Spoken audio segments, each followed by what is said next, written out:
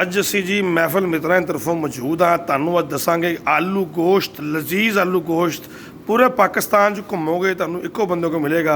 वो कुक का नाम है रियासत अली टेंशन। हाँ जी, अस्सलाम वालेकुम रियासत साहब। सर दसो तुसी ये कि तुहाडी मशहूरी बहुत सुनी है मैं आलू गोश्त के हवाले नाल गुज़श्ता 3-4 साल तो मैं तुहाडे हत्थ दा आलू गोश्त खादा भी आ। की रेसिपी आ, की तरीकाकार आ?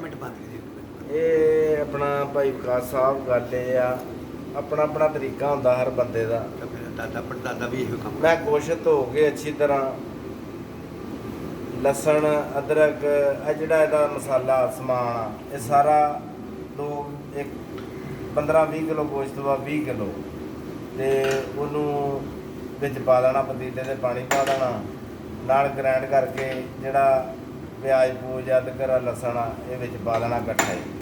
ये जदों ऐन पानी सुक जावे मुड़ के घ्यो दी भुजी लाओ। उस तो बाद ग्रेवी वाला रखना वा, ग्रेवी वाला खा लेना, जे शोरबे वाला रखना वा तो शोरबे वाला खा लेना। आलू गोश्त तैयार, काली मिर्च च मैं तैयार करना। आलू गोश्त तैयार। हाँ जी, ये तुसी कित्थों सिक्खी रेसिपी आलू गोश्त दी? ये मुसीबत दे विच पिया रहा वा ते जाच कित्थों सिक्खनी, मेरा उस्ताद कोई भी नहीं हैगा फिलहाल। मैनूं अपना तरीका ते मैं अपनी मां ते वेख वेख के ते अपना जाच सीखी है। लो जी तुसीं सुन लईए दर्शकों किद्दां आलू गोश्त पकदा वा। आ पक्कन भी दिया वा ते असीं तुहानूं दिखाने आ। जरा रियासत साहब दिखाओ, जरा ढक्कन चक के जरा आओ जरा। रियासत साहब आ रहे हैं जी। ये जी इत्थे कुक वा जी दीन्स पैराडाइज च।